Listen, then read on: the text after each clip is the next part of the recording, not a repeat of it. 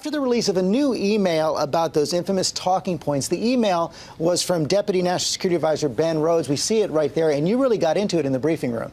Yeah, there's no question. Here's the thing. The White House, what this seems to suggest is that the White House wanted Susan Rice to talk so much about the protests triggering that attack in Benghazi to deflect criticism from White House policies. But now what has happened is the bigger issue is why was that email not turned over to Congress earlier? That failure to turn over has got Republicans on Capitol Hill crying cover up, and John Boehner, Speaker of the House, doing what he has long resisted doing, which is creating a special committee to have yet another investigation into Benghazi. Yeah, that is just getting set up right now. And Martha, eyebrows also raised after this testimony from retired General Robert Lovell, who was part of the Africa Command. I want to play a bit of it.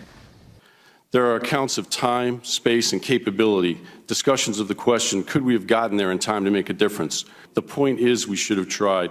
Brigadier General Lovell said despite his wish that more could have been done, given how rapidly things were happening, the military would not have been able to get there to Benghazi in time, which is what official reports have determined as well. And Martha, this, of course, raises again the critical issue of security. And you went behind the scenes to find out what more is being done to protect our diplomats. I did. You know, diplomatic security never wants another Benghazi, and they gave us special access to see what they are doing in hopes such a tragedy never happens again.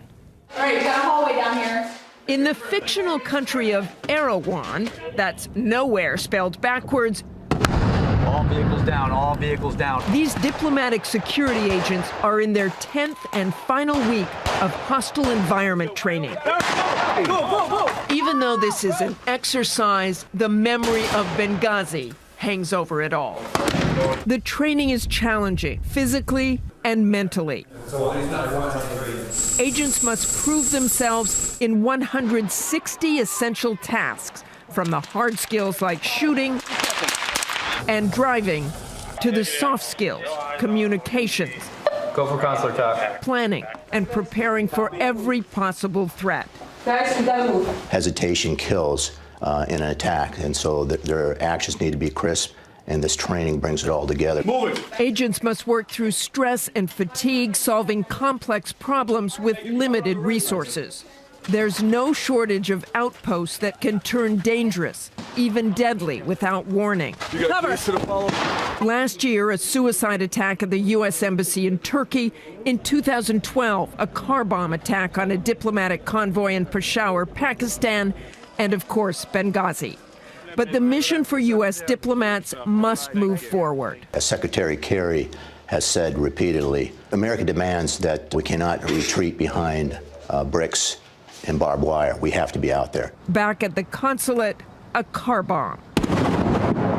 The fake country of Erawan suddenly feels very real. Attackers breach the gates and storm the compound.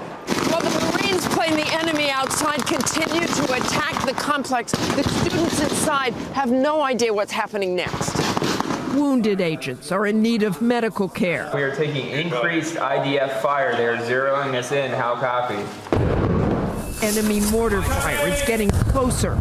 Stay down, stay away from the windows. Deteriorating security conditions reach a tipping point. Permission to evac. The decision is made to abandon the compound. The agents whisk the consul general, his staff, and the injured agents to a helicopter landing zone. Ladies and gentlemen, you just completed the capstone. 10 weeks of training finally come to an end.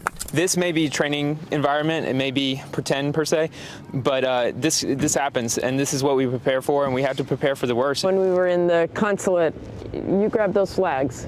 Absolutely. This is a symbol of our country. When it flies over the consulate, it says that we're there, we're open for business, and we represent our country. If we leave, we take it with us.